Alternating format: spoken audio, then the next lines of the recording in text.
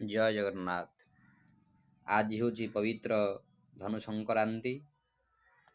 ଆଜିଠାରୁ ଜଗନ୍ନାଥ ବା ବିଷ୍ଣୁ ମନ୍ଦିରରେ ଆଜିଠାରୁ ପହିଲି ଭୋଗ ଆରମ୍ଭ ହୁଏ। ପହିଲି ଭୋଗ କାହିଁକି ଆରମ୍ଭ ହୁଏ ତାର ଗୋଟେ ତାତ୍ପର୍ଯ୍ୟ ଅଛି। ଜଗନ୍ନାଥ ଯେତେବେଳେ କାଞ୍ଚି ଯୋଜଯାତ୍ରା ପାଇଁ ଯାଉଥିଲେ ସେତେବେଳେ ଜଗନ୍ନାଥ ପ୍ରଥମେ ଅନ୍ନ ଭୋଜନ କରି ଯାଉଥିଲେ। ଅନ୍ନ ଭୋଜନ ସକାଳୁ ପହିଲି ଭୋଗ ତା ନାମରେ ବିଖ୍ୟାତ। ପହିଲି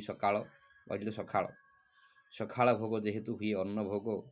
ସବୁଦିନ ଜଗନ୍ନାଥ ସକାଳୁ ବାଳ ଭୋଗ ହୁଏ, କିନ୍ତୁ ଏହି ମାସୁଟେ ଜଗନ୍ନାଥଙ୍କ ପାଖରେ ପ୍ରଥମେ ଅନ୍ନ ଭୋଗ ହୁଏ। ସେଥିପାଇଁ ପହିଲି ଭୋଗ ସକାଳୁ ଭୋଗ, ତ ସେଥିପାଇଁ ପହିଲି ଭୋଗ ନାମ।